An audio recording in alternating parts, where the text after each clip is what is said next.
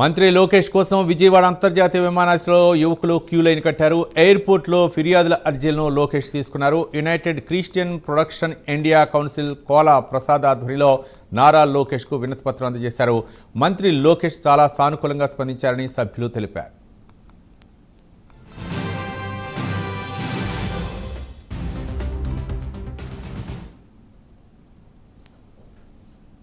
ప్రసాద్ గారి నాయకత్వంలో మేమందరం కలిసి క్రైస్తవులమైన మేము బృందంగా ఏర్పడి మేము వెళ్ళి మరి గౌరవనీయులు మంత్రివర్యులు నారా లోకేష్ సార్ కలిసాం.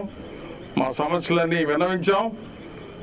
ఆంధ్రప్రదేశ్లో క్రైస్తవుల మీద మరి పాస్టర్స్ మీద చర్చిల మీద దాడులు జరుగుతున్నాయని ఆ చర్చిల మీద దాడులు పాస్టర్స్ మీద దాడులు అరికట్టడానికి గౌరవనీయులు శ్రీ కోలా ప్రసాద్ గారు ఎంతో శ్రమ తీసుకొని ఎంతో మరి ఒక చక్కని కమిటీలు ఏర్పాటు చేసి ఈ క్రైస్తవుల మీద దాడుల గురించి వారు ప్రత్యేకంగా పనిచేస్తున్నారు, ప్రయాసపడుతున్నారు. మరి వారి యొక్క విన్నపాన్ని విని లోకేష్ గారు తగిన సమయంలో తగిన చర్యలు తీసుకుంటామని ప్రత్యేకంగా విషయాలన్నీ మరి మాట్లాడాము.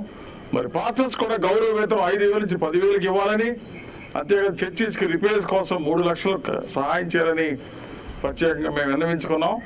ఈ రోజున ప్రెస్ ద్వారా ప్రభుత్వానికి మేము చేసే ఒక మనవి ఏంటంటే, క్రైస్తవుల మీద ఒక ప్రత్యేకమైన విధానంలో ప్రత్యేకమైన పక్క ప్లాన్తో దాడులు జరుగుతూ ఉన్నాయి.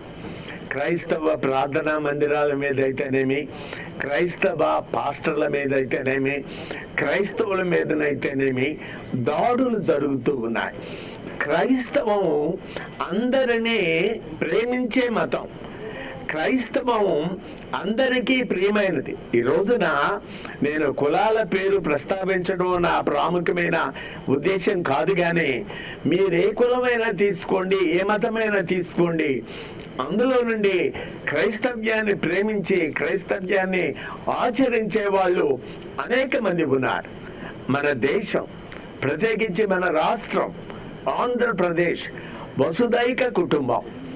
ఒకరిని ఒకరు ప్రేమించుకుంటూ మరి సమాజ శ్రేయస్సు కోసం మనం అందరం ముందుకు కొనసాగుదామని ఈ విషయాలన్నీ ఆంధ్రప్రదేశ్ రాష్ట్రంలో జరుగుతున్న క్రైస్తవులపై జరుగుతున్న దాడుల విషయమై ఈరోజు గౌరవనీయులు శ్రీ నారా లోకేష్ బాబు గారిని కలవడము, ఆంధ్రప్రదేశ్లో క్రైస్తవులపై జరుగుతున్న దాడుల విషయమై ఆయనతో చర్చించి మేము ఆయనకు వినతి పత్రం ఇవ్వడం జరిగింది. ఆయన చాలా సానుకూలంగా స్పందించి మాకు ప్రత్యేకంగా మాకు సమయం కేటాయించి ఈ యొక్క దాడుల విషయమై నేను దీన్ని క్షుణ్ణంగా పరిశీలించి తగు చర్యలు తీసుకుంటానని మాటిచ్చారు. అదేవిధంగా ఆంధ్రప్రదేశ్ ప్రశాంతతకు నిలయమైన ఆంధ్రప్రదేశ్లో ఈ మధ్య మతోన్మాదం అనే ఒక చీడ పురుగు ఒకటి వచ్చి అన్నదమ్ముల్లా కలిసి ఉన్నాం. మనకు సర్వ మతాలు ఆంధ్రప్రదేశ్లో కలిసి అన్ని మతాల వారు ప్రతి పండుగను ఆచరించే విధంగా ఆంధ్రప్రదేశ్లో ఒక సాంస్కృతికత అనేది ఉంది. అటువంటి సాంస్కృతిక నిలయమైన ఆంధ్రప్రదేశ్లో ఈ మధ్య కాలంలో ప్రత్యేకించి క్రైస్తవులపై, క్రైస్తవ ప్రార్థనా మందిరాలపై, క్రైస్తవ దైవ దాసులపై దాడులు జరుగుతున్నాయి. కొడుతున్నారు, హింసిస్తున్నారు, మందిరాలను కూలుస్తున్నారు. ఇలా అనేకమైన దాడులు